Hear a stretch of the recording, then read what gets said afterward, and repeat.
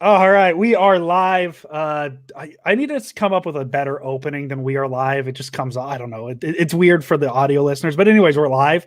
I am Andrew Pasquini, Jason Aponte.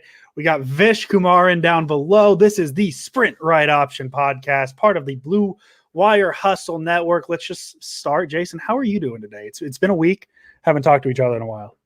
I'm good. 8 days away. We're locked in, ready to go. Just this should be a good conversation today. But I think that I'm getting to a point where I don't need to talk about who I want as the pick or who I'm not debating that anymore on Twitter. I'm not. So don't look at me anymore for that. I think we all understand who the Sprint Right Option podcast endorses. Vish, how are you doing today? I don't want to forget about you either. I'm doing really well, man. I actually lost connection for a second, so I saw that. I'm glad that you forgot about me for a second. But yeah, this is an absolute honor, huh? I was excited. Like, wow, the invite to the Sprint Right Option podcast. I've been waiting for it. This is truly a mom I made it moment for me. Vish, why does everybody say that? Like, we've never been on like 12 lives together and things like that. Like, I like everybody always makes it seem like this is like the big deal, and I don't get it. Yeah. Here's the thing, Jason, you're missing it. The Sprint Right podcast has two hosts. We've all been on with Jason Aponte. Yeah. We've not been able to come on with a possible quarterback draftee, Andrew Pasquini, who had a wonderful pro day, wore a headband. So we got a little questions there, but we've got a really talented player here. Yeah, I mean, I my arm's a little sore right now. Not to brag or anything, but just got the vaccine, so the old cannon's a little sore. We are here. We're gonna do some quarterback comps. Vish and Jason, they're gonna give their comparisons, however they take it. This isn't gonna be what we think they are. They're gonna have their own caveats to what it is. We're gonna do that in a few minutes here. The Niners did some things today. They brought in Wayne Gallman and Arden Key. Gallman coming from the Giants, running back. I think he played against the Niners last year, if I remember correctly. I think that was after Saquon's injury, so the Niners got to see him. And then Arden Key comes from the Raiders, the edge rusher. My friend, he's a Raider fan. He texted me right away and said, Arden Key is good. You're going to like him. So that excites me because he's one of the more negative Raider fans and doesn't have anything positive to say. So made me feel good. So Jason, just real quick, what are your thoughts? And then Vish, we'll get to you. We talked about it before. Anybody who's played fantasy football knows that Wayne Gallman was very solid as far as production goes, because as soon as Saquon Barkley went down, he was plug and play pretty much. And not to say that he was doing what Saquon Barkley did, but he was very productive and very solid.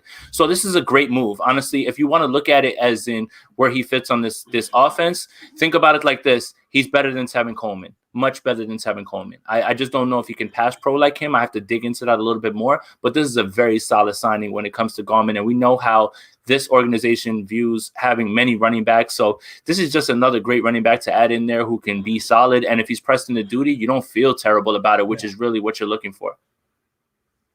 Yeah. What do you think about Gallman's what's the word? Wildcat ability, though? That's the important question for this podcast.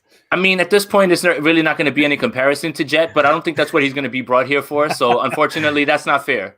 It's not a fair comparison, but you got to ask the question. Then Vish, what's your opinion on Arden Key? What do you think he's going to bring? Is he going to be like a Kerry Hyder type, or do you think he's going to have a little bit of a bigger role? I think more talented Deion Jordan. That's kind of who he is. Really long, really athletic. I remember coming out of LSU the year before, he had kind of a Randy Gregory situation where before the year he came out, people thought he would be a top 10 pick because he was this really loose, long-limbed athlete. And then he came into the combine and I think he was listed at 220 pounds. He had some off the field issues and he still went in the third round. So this is major talent. This is so low risk, high reward because the talent with the player is so high. And when you have Chris Kasarik, you're assuming that he could, if there's one guy that's going to get the most out of Arden Key's very, very vast physical abilities, it's going to be Chris Kasarik. So from that standpoint, I thought it was a really, really nice signing because I think you shouldn't expect Arden Key to contribute really if he makes the team and he's a rotational player. It's a solid signing, but there is a chance where he could be a very good player for the 49ers. Yeah, and edge rusher is one of those positions. I think I forget who said it today. They're kind of like pitchers in baseball. I don't think you could have too many. And so I wouldn't be surprised if the Niners maybe take another one in the draft next week. Obviously not in the first few rounds, but maybe a chance. But Vish, you also made a very good point. I think both these signings are very low risk, high reward signings. Just because, I mean, even with the running back, really any running back's going to work in Shanahan's system. He's going to make it work. And a guy like Wayne Gallman, I think he's going to flourish, especially in a rotation with Jeff Wilson and Raheem Mostert. So yeah, I think they're both very good signings and low risk, high reward. That's really what it is. Jason, do you have any thoughts on Key? I know you talked about Gallman there. Any thoughts about Key before we move on? No, honestly, Vish hit it on the head. Didn't really have to, add anything else. If anybody can get something out of him, it is Kasarik. So, your idea with it being a Kerry Hyder-like situation, it's pretty much spot on. And I think that's what they're thinking as well, too. And, rotation, making sure you have fresh legs all the time. Mm-hmm. It's not the wrong thing to do. So, like you said, you can never have too many edge rushers. So, all right. So we're going to move on. I'm very happy. I'm very excited. For this conversation, we're going to get some good knowledge on the 5 top quarterbacks in the draft. And I know from a 49ers standpoint, 2 of them are going to be irrelevant, but the other 3 are very important. So this is going to be a very good learning chance for people who want to know what these quarterbacks are, what they're like. Jason and Vish both watch an insane amount on these quarterbacks. So I'm excited because I'm going to learn some stuff too. That's why I am staying out of it, and I'm going to let them explain what's amazing about all these quarterbacks. And I'm also very excited because this is probably one of the last times we're going to talk about quarterbacks because we only have a couple episodes left before the draft. So Vish, we're going to start with you and take player comp however you want, kind of explain what you take it as and how you're comparing them. I know there's multiple ways we can compare them. So we're going to start with the consensus number 1 pick since there's 5 quarterbacks. I know the Niners aren't going to be worried about Trevor Lawrence, but to help, people learn about the draft, if they don't know it, they're coming to us for it. Who is your player comp? First of all, your definition of player comp, and then start with Trevor Lawrence. So player comp itself, I think, is one of the hardest exercises to do in sports because I think there is a uniqueness to every player. I think football is the sport that we kind of really ride the player comp thing the most. And I think the toughest thing about player comps is that there might be a certain thing about someone that reminds you of somebody, but it's about explaining it. Like if you look at, let's say, the Brandon Ayuk Odell comp from last year, like it's not a 1-to-1 comp, right? Yeah. The comp is that we're talking about 2 freakish athletes who both have insanely large catch radiuses in spite being 5'11", 6 feet guys. That's what we're talking about. But it's not like an exact comp in terms of exactly how they move or their fluidity. It's a little different with both players. So I kind of took it in the sense that, like, what does that player stylistically, who do they kind of remind me of? And then, or just physically who they kind of remind me of. I'm kind of all over the place. There's a different comp for each one. It's in a different way, but I kind of just had fun with it because Jason texted me yesterday and he's like, we're going to do player comps. And I was like, oh, crap. I don't even know what I would comp half these guys to. Me too. So to start off with Trevor Lawrence, to me, I'm going to go easy. I think the comp is just Justin Herbert from last year. Now, there's differences. I think Herbert has a stronger arm. Maybe. I think Herbert's a more pure thrower. But I think Lawrence is quicker. I think Lawrence is faster. I think Lawrence has better feet. And I think at least Herbert coming out of college, what people assumed of Herbert, I've watched a bit more Lawrence than I did Herbert. I think Lawrence is the better processor. I mean, that's what people say. I can't be sure. I know Lawrence is a pretty good processor. I didn't watch Herbert that much coming out of college other than on live TV. And all I saw was that he had a cannon. So that's about it. I did watch him a lot with the Chargers, and he was fantastic. But I think that's the best comp. We're talking about 2 6'6" guys that throw the ball really pure. For 6'6" guys, I think Herbert's a bit more pure, very athletic, smart, tough. They're really everything you're looking for. I think Lawrence has better feet, even in the pocket, in terms of navigating tight spaces than Herbert. But again, Herbert is a more pure thrower than Lawrence, in my opinion. All right. Yeah, I like that one. That one makes sense. I think they both feature some same traits. I was higher on Herbert than I was Tua, so I like that comp because I don't know, just selfish reasons. Jason, what are you defining player comp as? Are you defining him as a ceiling or what he looks like out of college? And then who's your comp for Trevor Lawrence? Yeah, so each player is going to come down to what I see right now and what I think he can be. So there's some things that I see right now that doesn't necessarily mean what they're going to be, and each player will have their own explanation when we talk about it. When it comes to Trevor Lawrence, if Vish thought he was taking the easy way out, hold my beer and allow me to take the easy way out and just say that Trevor Lawrence reminds me of Andrew Luck, very much so. And what he does, what happens there is more about him being able to lift the team and him being able to, I don't think people understand that if he wasn't there, Clemson probably wouldn't be anything. And I know that's saying nothing really because, everybody needs a quarterback. But I think that Trevor Lawrence gets overlooked for what he did for that team in a way that Andrew Luck turned a 4-win team, in Indianapolis. I'm not saying he's going to be able to do that in Jacksonville. I'm just saying that he's capable of doing those things to turning them into like a 12-win team, 13-win team. So I'm going to take the super easy way out. Go ahead, Vish. I'm going to say right now, they will turn it around in Trevor Lawrence's first year. That team is actually pretty stacked. They have 5 picks in the top 100. They have 2 promising edge rushers in Josh Allen, K'Lavon Chaisson. Miles Jack just was phenomenal last year. I like CJ Henderson's talent. DJ Chark, if anybody plays fantasy, go pick up DJ Chark tomorrow. He's going to break out next year. Yeah. He is an unbelievable wide receiver. The Jacksonville Jaguars are going to be very good next year. Yeah. Well, all right. So, I mean, that just, helps my point more than anything. But what I really mean is that Andrew Luck really honestly can lift, things up. And he was for a long time. That organization went from literally the bottom to a 10, 11, 12 win team. That's what I see when I see Trevor Lawrence. I just see a little bit more mobility, but I just see a guy who's able to lift things up around him. And, like I said, I'm going to take the super easy way out when it comes to Trevor Lawrence and just say Andrew Luck because that's the one that pops right into my head. But again, the 49ers have no shot at Trevor Lawrence. So I think we had a first there. That was the first time we've ever had anybody raise their hand to talk. And I like the order. I really appreciate he's trying to keep it smooth. I love it. Vish, you don't even have to raise your hand. I'll call on you this time.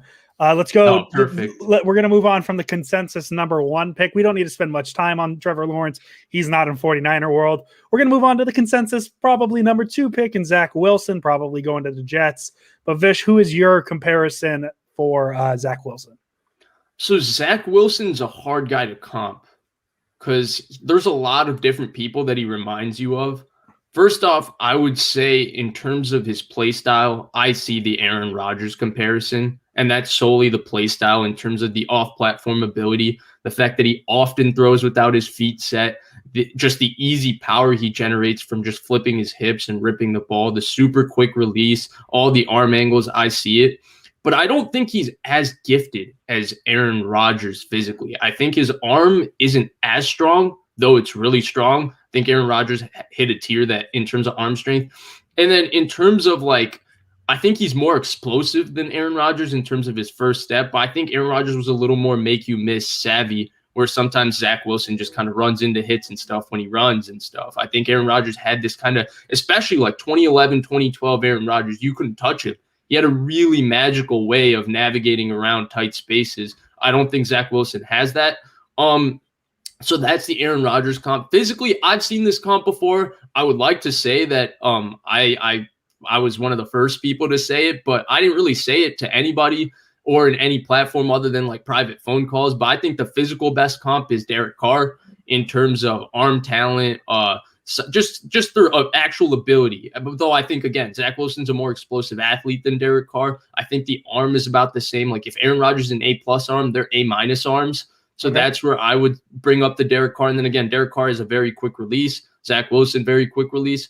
And then I'm still kind of looking for that third comp because I think there's an added element to Zach Wilson's game that I don't really know what to comp it to, but there's this explosiveness to Zach Wilson. As an athlete, I think he's been kind of, because Trevor Lawrence and Justin Fields and Trey Lance are all A+ when it comes to physical attributes, when you go down athleticism and everything. I think Zach Wilson's athleticism is getting underrated.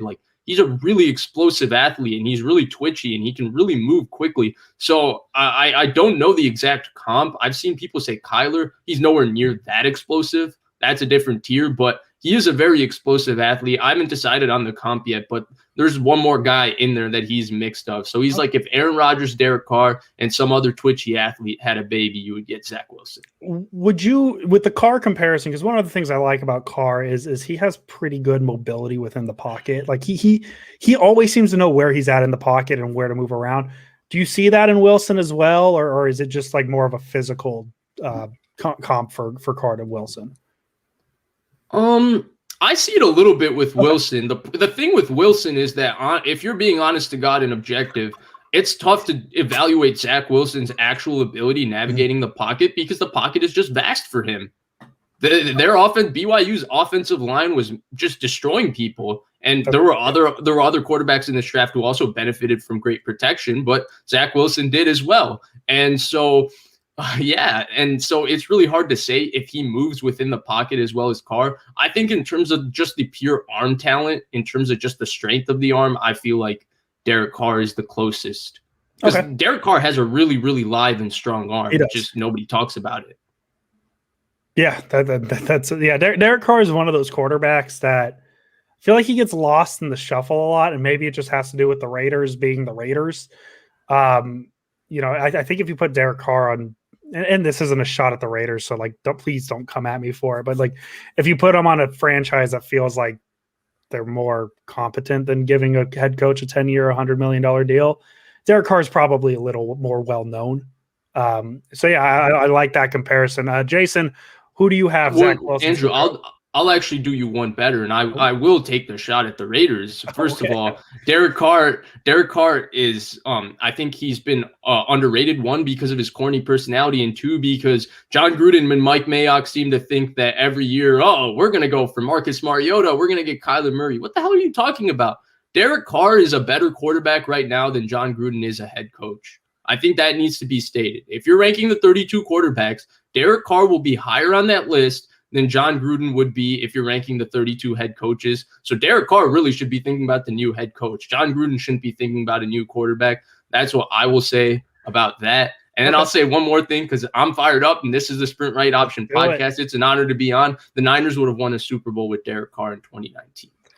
I haven't said that publicly. I haven't said it publicly because I don't have the balls like Vish, but I don't disagree. Before we get yelled at too much in the comments, Jason, who's your Zach Wilson comparison? Hey, Vish, well done eviscerating John Gruden also, by the way. And if we wanted to throw shots at the Raiders, we didn't really have to go too far. Recent things. Yeah, just go to their last tweet. Yeah. Okay. All right. So now I'm going to get yelled at.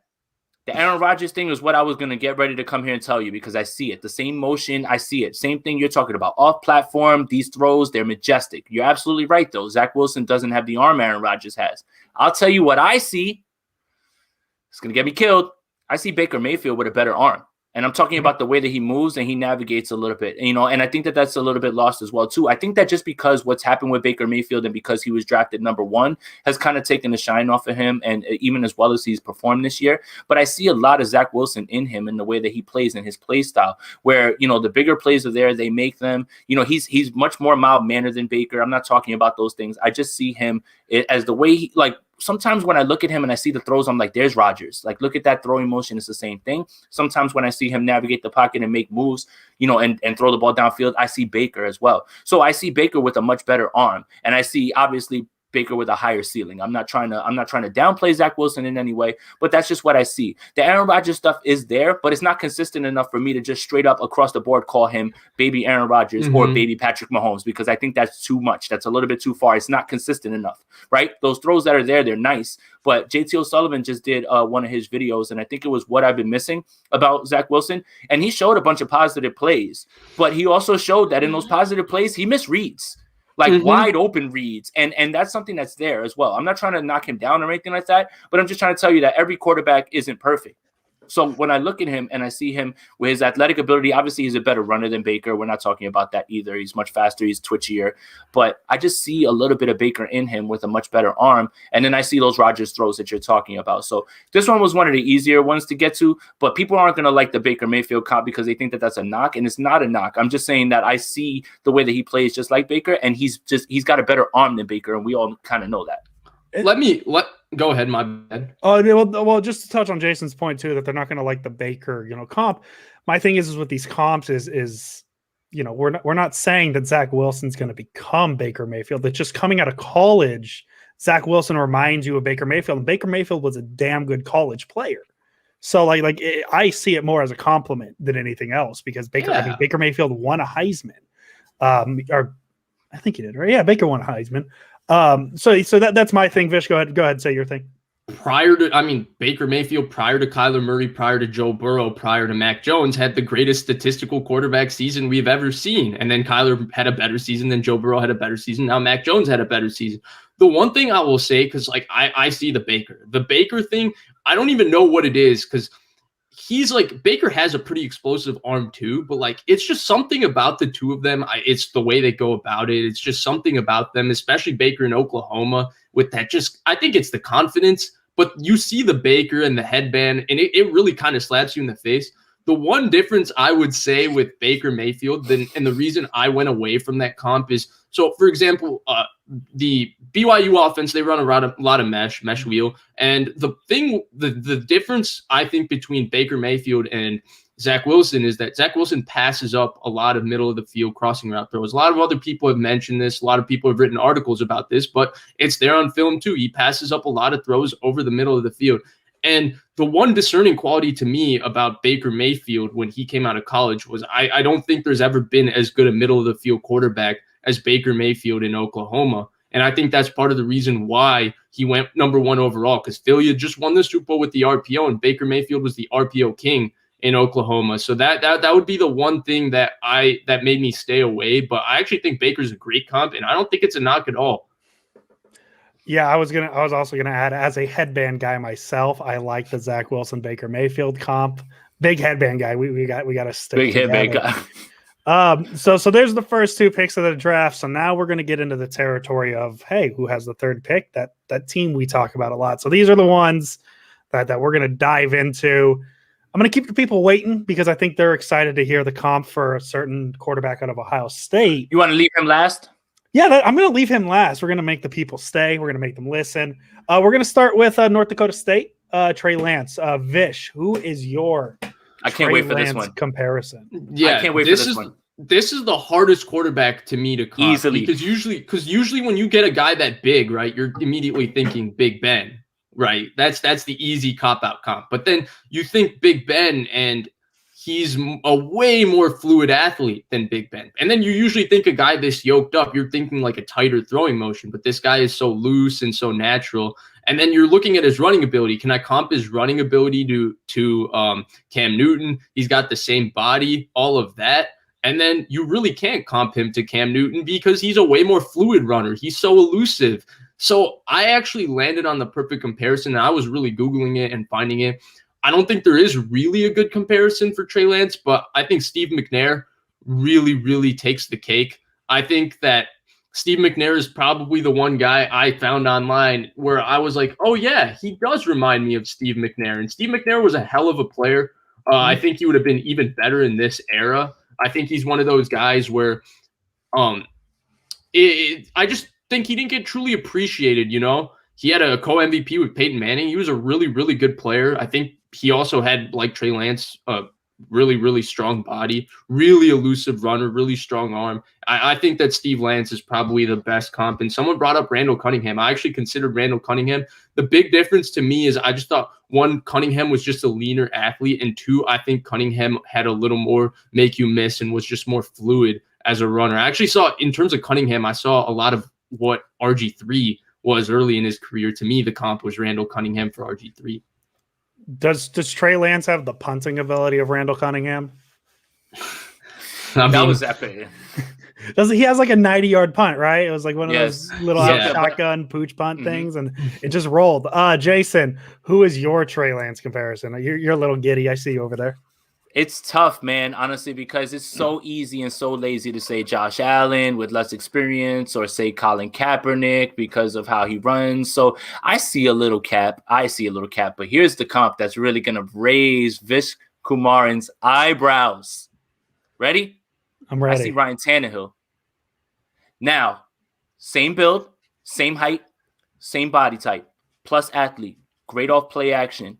I see somebody who, this is not me saying that Trey Lance's ceiling is Ryan Tannehill. What I'm trying to tell you is that I think Trey Lance is Ryan Tannehill like first year Titans like Ryan Tannehill, like that. His ceiling is much higher than that. But what I see is a guy who can run just like Ryan Tannehill could, because he was a plus athlete. Remember, converted from wide receiver over, amazing against with play action and hitting those throws down the field. I think Ryan Tannehill doesn't get enough credit for the throws that he can make. You know, and look at Vish's face. Yep, absolutely. So I see all of those things. It's just so easy and so lazy right now to just say Cat, Josh Allen, you know, whoever else. For me, when I look at him, I think people get lost in the sauce that Ryan Tannehill is a giant man, just like Trey Lance was. And I don't think that you guys remember all of that, right? So I'm not trying to say, again, that Trey Lance's ceiling is Ryan Tannehill. I'm trying to say that what his game reminds me of right now is Ryan Tannehill in Tennessee with higher rushing ability. Clearly, he's a better runner of the football, but they're both plus athletes. I see a lot of it when I watch them play,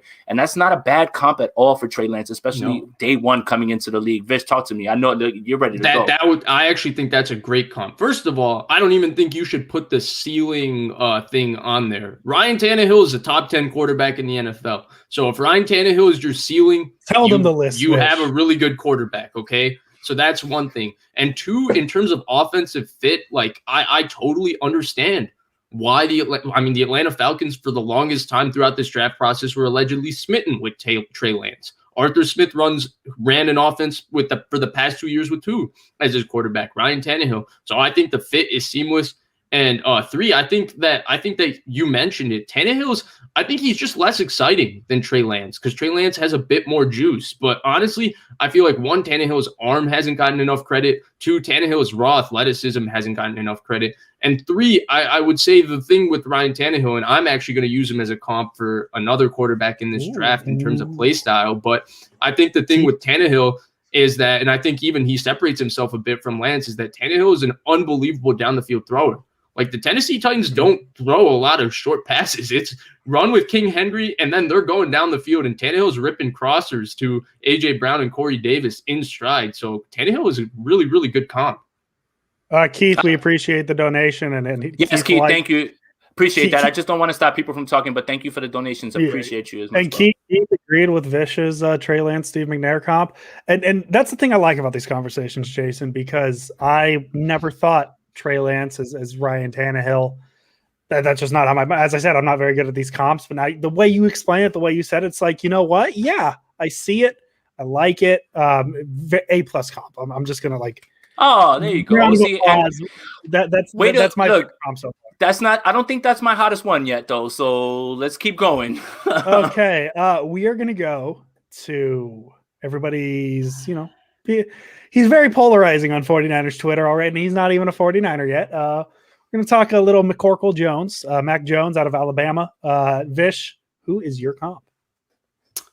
Yeah, so this is the one that I'm actually going to get pushback for, and it's because when I say the comp, you're going to say, "Oh, you can't take that player at number 3. No way, no way, no way." And that's where I want to say, well, the comp isn't what he's going to be. The comp isn't how talented he is. It's just stylistically and physically who he reminds me of. And I think the perfect comp for Mac Jones is Andy Dalton. And I think the reality of it is that we've put lofty comparisons for all of these quarterbacks, but they're probably not going to live up to those comparisons. So again, it's just a stylistic comparison. And I think the stylistic comparison is Andy Dalton, especially 2015 Andy Dalton when he had AJ Green and Marvin Jones and Mo Sanu. If you want to go see what Andy Dalton did, he was an MVP candidate that year.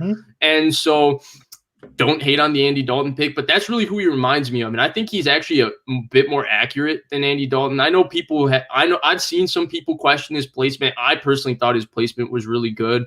I think his processing sometimes gets a little overstated because, he does like quickly decipher what the defense is doing and throw, like understanding defensive backs leverage, understanding safety rotations and throw. But a lot of his throws are kind of pre-processed in the sense that he does throw a lot of RPOs and there are a lot of screens. So there's not a lot of reading going on there because the offense is so good, but he was a phenomenal executor within that offense. I think his arm strength is similar to Andy Dalton. I think his body is really similar to Andy Dalton, actually. It might be the puffed out shoulder pads, but Andy Dalton's a pretty well put together guy, and Mac Jones is reasonably well put together. I think he's actually more athletic than Andy Dalton, but I think that's probably the best comp. I've seen a little bit of Eli Manning. I just think Eli Manning had a stronger arm and was just much less athletic than Mac Jones. So to me, Andy Dalton's the best comp. And one thing I did want to say about Andy Dalton's career and just quarterbacks in general, I'm going to take a mini tangent here. So please, if you get upset with me, then I'm sorry. But here's the thing. Okay, I've been thinking about this for a while, and I think our opinions of what a good quarterback is at this point have become kind of like, I don't think we know. Because oftentimes we judge these quarterbacks after 1 to 2 years in their career, and these phenomenal athletes are fantastic in 1 to 2 years of their career. But the reality of the situation is you don't want Carson Wentz. Like, yeah, the Eagles hit on Carson Wentz. He was an MVP candidate. You don't draft a guy number 2 overall to start 4 years for you and then go to another team. He better start for you for 10 years. And that's one thing about Andy Dalton. I want to say that for the Cincinnati Bengals, Andy Dalton started for 7 or 8 straight years. He was their starter for 16 games. That's an impressive feat in the NFL. And if you draft a guy, if the Niners draft Mac Jones and he's able to start 8 years for them, even if he never lives up to the billing of the number 3 overall pick or what they traded up for him, he is still a successful football player because starting 7, 8 years as a quarterback in the NFL is extremely hard. Mm-hmm. Yeah, absolutely. And like, that's the thing people forget, like with Dalton, just because he's several years removed from how, his peak, he took a Bengals franchise that was historically pretty bad. Carson Palmer comes through, has a couple years of success, and the Bengals just kind of fall back into irrelevance. Andy Dalton gets drafted, and you could pencil them in for that Saturday morning ESPN playoff game every year. And that's what Andy Dalton did. And yeah, he didn't win a Super Bowl. He didn't have much playoff success, but you can't tell me that Andy Dalton wasn't a successful NFL player. And I think that's what the Niners want. Yes, Mac Jones isn't the sexiest pick at 3, but if you get a guy who starts 8 years and gets you consistently in the playoffs, yeah, maybe not worth the 3rd pick, but you can't make an argument and say the Niners made a bad pick. I mean, and obviously that changes if like they skip on Fields and Fields goes on to be something amazing. Yeah, you can criticize that and say, yeah, you missed out on Fields, but you can't say Mac Jones by itself was a bad pick.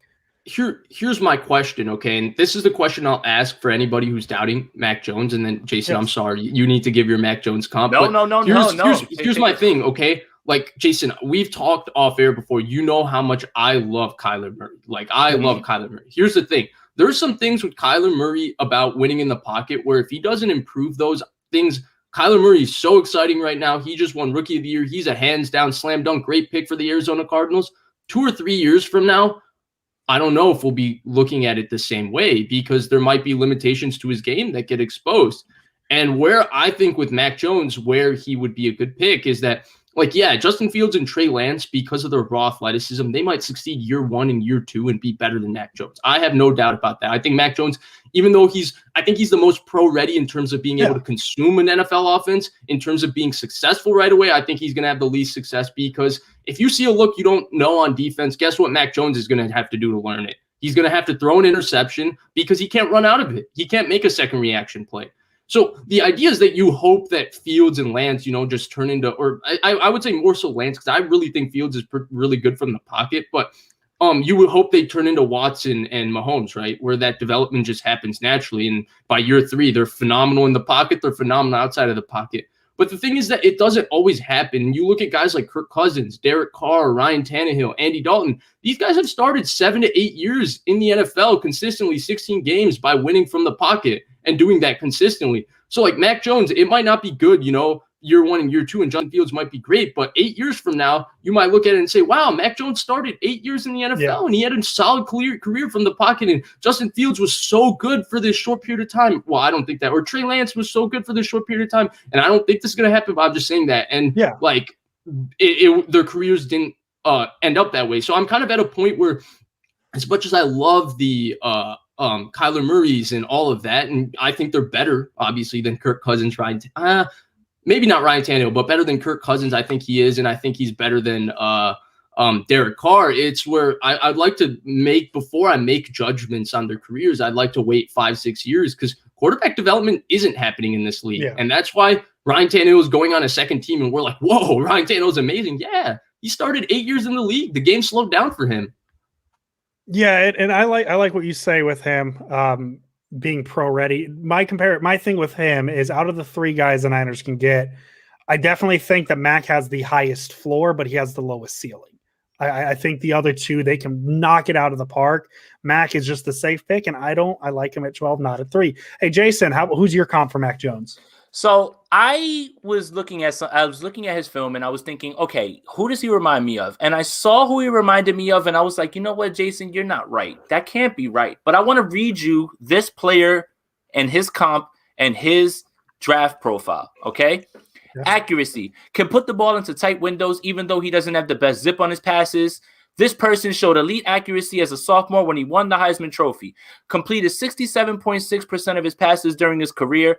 Cool. Arm strength.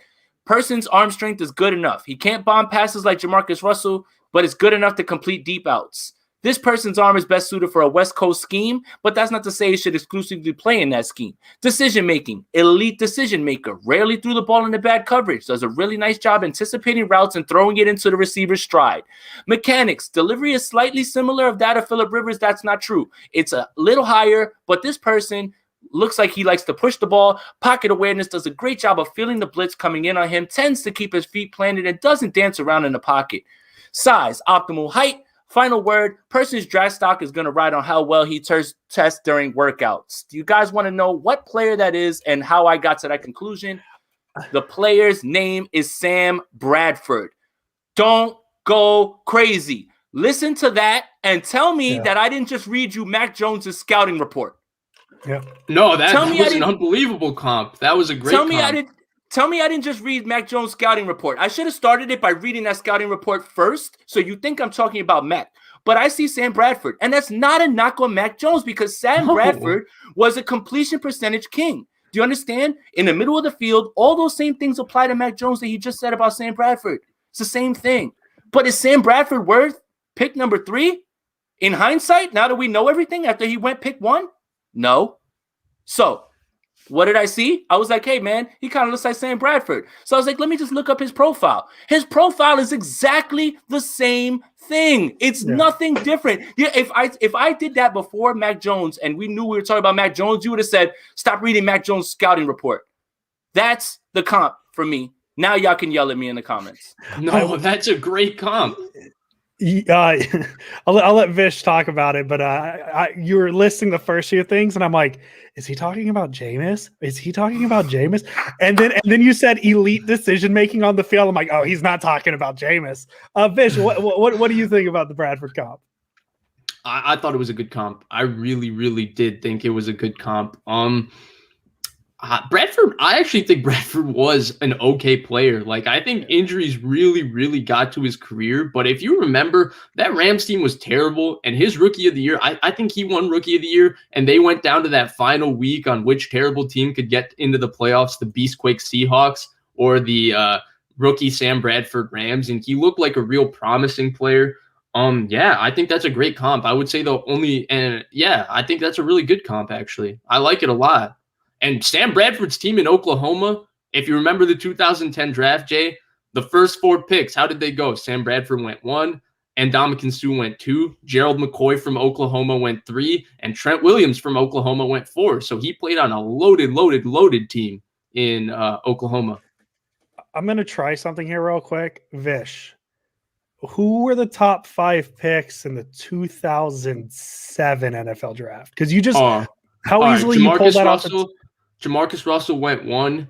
Calvin Johnson went 2 to the Detroit Lions. Can you give me what team was number 3? I didn't even pull it up. Was it the Chiefs? Tyson Jackson? It was Cleveland at 3. Oh, Cleveland at 3 was Joe Thomas. Tampa Bay at 4. Tampa Bay at 4 was Gaines Adams, right? Oh, my God. And then Arizona at 5. Arizona at 5. Oh, this is... If he gets this one, I'm retiring from this podcast. Don't do that. He's going to make me tired. 2007, pick 5, the Arizona Cardinals. Give me a position. Tackle. Levi Brown. Yeah. Oh, wow. Honestly, we might have just figured out an episode. We're just going to name drafts. We're just going to put 5. We're just going to put Vish and just like, yo, let's just throw this stuff out and just let him get to it. He's so easily named the 2010 top 4.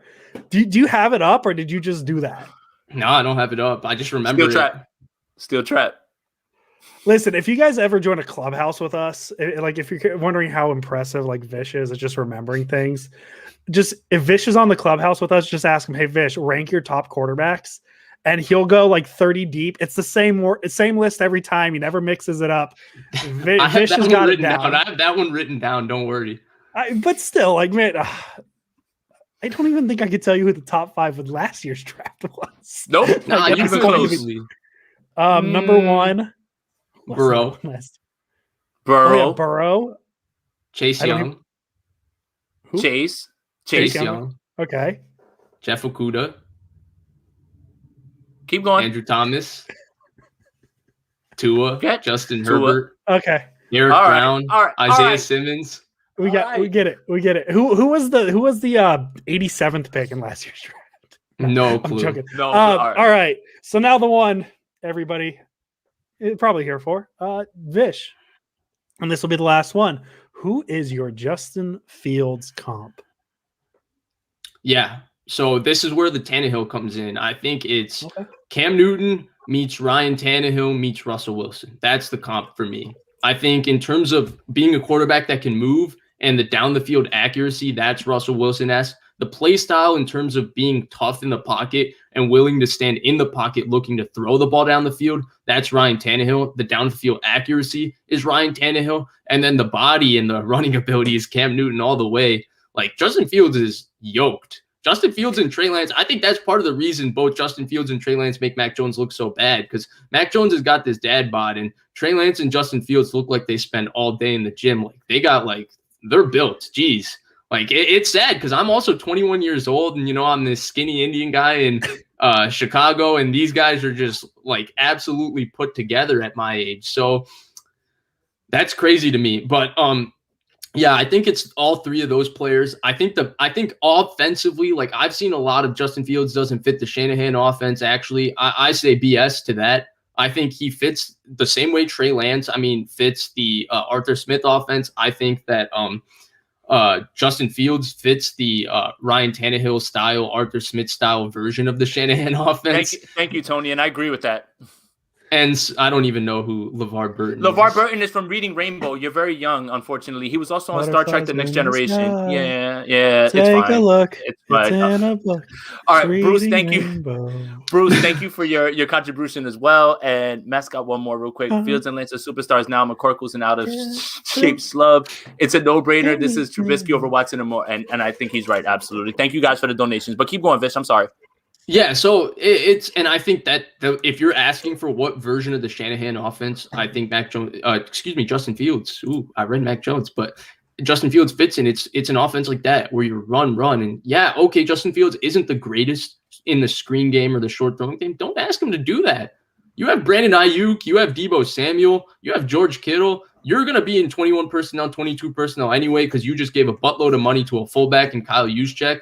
Run the ball a couple times with Mostert, play action, and rip crossers with Justin Fields. Take rip posts with Justin Fields because Justin Fields' down the field accuracy is insanely good.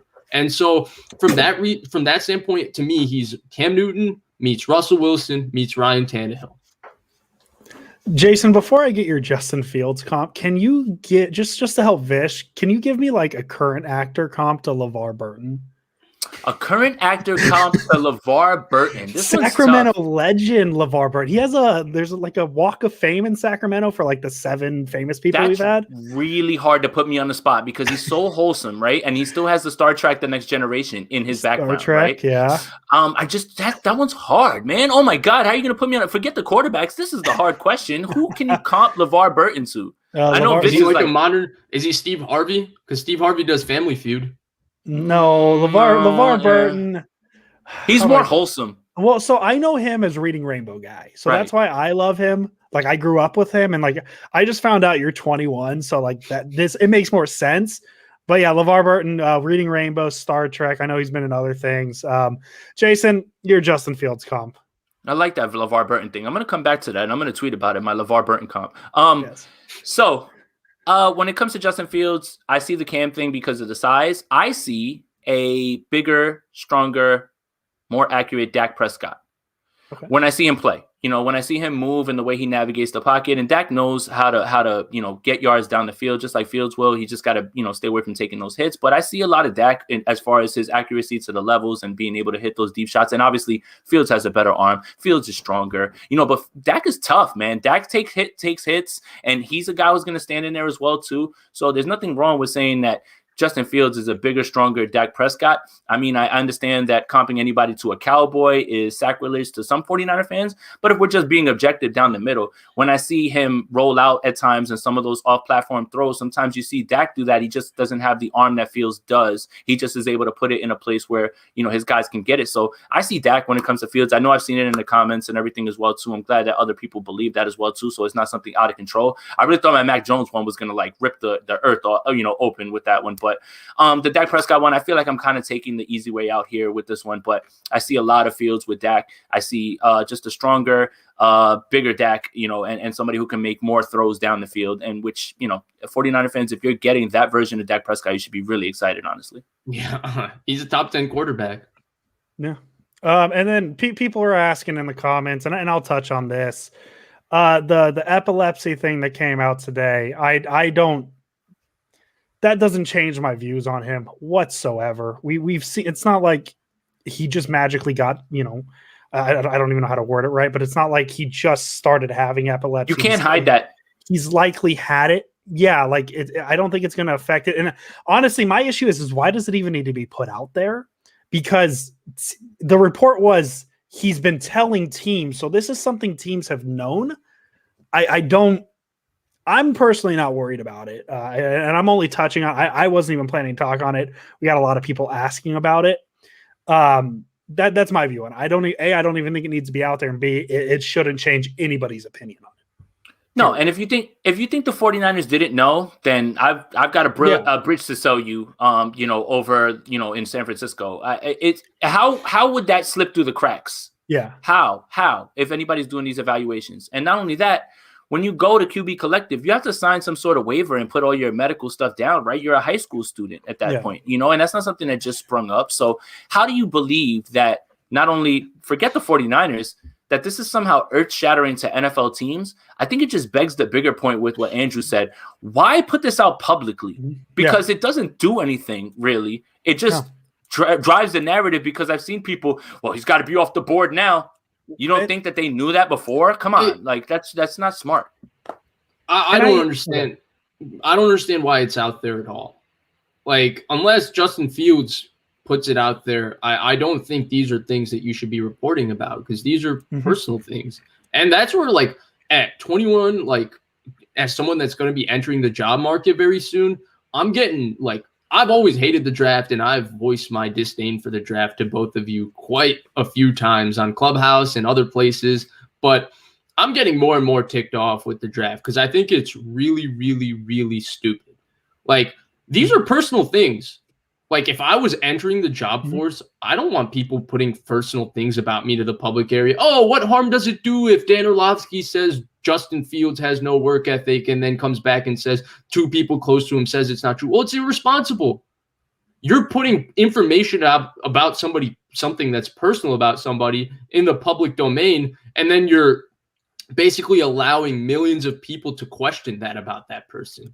Nobody should be questioning those type of things about any of these athletes, because to make it to the NFL, they had to have a work ethic. We shouldn't be questioning these personal things about them. So I don't think it's fair that it's out there. I don't think these things should be out there about these people, because I don't think, unless they put it out there, reporters, they shouldn't be their scoop. And Bruce, we'll get to your question here in a second. The thing's going to disappear from the screen. We're not going to forget your question. I just wanted to make sure that it was there. So we're going to answer your question. Who we think will draft? Jason and I. We've said it. We'll say it again. But my issue is the way the tweet was written too. Rappaport tweets, Justin Fields has confirmed to NFL teams during the pre-draft process that he's managing epilepsy, and it's NFL teams know already if he's telling them. Why does this need to be put out there? And that's my thing. Vish, you make very good point, making same thing pretty much. Why does this need to be out there? Jason, we're going to wrap up here in a second. We're at about 50 minutes. Jason, I guess we'll say it now. Who's your opinion? Who's the pick at 3? It's Justin Fields. It always has been. I'm not listening to anything else at this point because this is just my opinion because I have no insider info because guess what? Nobody else does. I don't care what Rich Eisen said he heard. I don't care what Mike Kiper is mocking. I don't care about any of those things. You know why? Because nobody knows. All you're doing is speculating. So what am I going to do? I'm going to speculate. I'm going to speculate on the guy that I want, who I believe is going to be with the highest ceiling, and that's Justin Fields. And you guys don't need to hear me go through the spiel again. I've done it so many times on this podcast. Vish, what about you? So obviously who I wanted is Justin Fields. I still think it's going to be Mac Jones. I just think there's too much smoke around that fire. I don't know how Jason's been so fearless throughout this process, just absolutely telling everybody with the utmost conviction that it's Justin Fields. I would like to say that I feel the same, but for me, it feels a little bit Mac Jones. Like I cannot. It's my narrative. I cannot discount the fact that people that know Kyle Shanahan keep saying that, well, we think based on what we know about him that it's Justin Fields. And you can say, well, they don't have insider information. But if I know a guy for 20 years or if I've worked with a guy in close proximity for 2 or 3 years, you kind of have a good feel for how they think and how they react. And so from that standpoint, I cannot put that speculation away. But I'm also kind of just putting a little jinx on this so that when I say it's Mac Jones and we get that big surprise that it's Justin Fields, it's going to be party time. Jinx aren't real. My pick is Justin Fields for the same reasons as Jason's, because I think he's the pick. I think he has the best upside. I think if you add a little bit of, I just think he's a safer pick than Trey Lance. And I think Shanahan wants a quarterback who can move in the backfield. Jason, I'm going to let you touch this one real quick, and we're going to wrap up here in a minute. There's one more. Ray, we will. Ray, I haven't seen this, so Jason, I'll let you touch it. Is it true John and Kyle are meeting with Trey Lance's parents? They have, but if anybody thinks that anything like that has to do with, they didn't meet with Justin Fields' parents, allow me to retort. Justin Fields' parents had to bring him to QB Collective. They've met his parents many times. Don't need to do that. I'll tell you who they didn't meet with, if we want to put your tinfoil hat on. They never met with Mac Jones' parents. Go ahead, Vish. Go ahead. Vish, what do you think? Does it mean anything? I think it's just another thing. Unfortunately, we don't get to know whose parents they do meet with and whose don't. They could have met with Mac Jones' parents, and we just didn't hear about it. Unfortunately, we don't know. And I'll say that when Kyle Shanahan was the offensive coordinator in Cleveland, he met with Jimmy Garoppolo's family, I'm pretty sure, and he took them all out for dinner, and he had spent a lot of time with Jimmy Garoppolo, and Garoppolo wasn't the pick. Now, Shanahan wasn't in charge of making the pick, so it's not a perfect comparison. I'm just going to say don't read into stuff like this too much. No, yeah. Everything's a smokescreen, and Jamal makes a good point. I'm starting to think the league is scared of Shanahan getting his hands on Fields, so they want to dampen his draft stock, and things will make sense like that. Everything's a smokescreen at this point, and it's going to be until Thursday. Vish raising his hand once again. So one last point before we wrap up here, Vish. Because I have a good comp now. It just came to me. Who did they wine and dine in 2017, Jason? Which Quentin quarterback? Williams? Mitch Trubisky. No? Deshaun Kaiser. John Lynch went to his pro day. John Lynch had a meal with him. All of those things. I'm sure John Lynch met his parents. So there you go. There you go. So Vish, we appreciate you. I'm excited to talk to you next time on the Clubhouse. Thanks for coming on the show, buddy. Thank you for having me. This was I can now check this off my bucket list. Sprint Right podcast. List. I've been on with Jason Aponte before, but this is the first time I got to come on with the real star, and that's Andrew Pasquini, future NFL quarterback and future radio host. I was going to say, per sources, Kyle Shanahan met with my parents last week. That's not true, but per sources. Thank you, John. I appreciate that, John. Appreciate it, John. Jason, do you have any last words before we get out of here? No, just this last one from Keith. Does his epilepsy announcement affect anything for Justin Fields? I don't believe it does. No, not at all. It's something he's dealt with. It's not like it's new. All right, Vish, once again, thank you. We really appreciate you, man. You're one of my favorite people to talk to, 49ers football. 2 quick things before we leave. Looking forward to next week with the draft. We're going to have a live draft show, maybe some extra content in between. I don't know. That's a tease. And second, we are wrapping up right now. We have about 30 seconds left. Go to your Twitter machine, type in at 49K pod. They are currently live as well. Angie and Steph, they have Javi Vega on. Go check out that show. They're great. They're amazing. Go follow their page, 49 Carats Podcast. They're still live right now. They're still pumping. So if you want some 49er content, go that way. Jason, any last words? The last words. We'll see you guys next week. And as always, let's go Niners. Let's go Niners. And the Yankees are still losing. Man.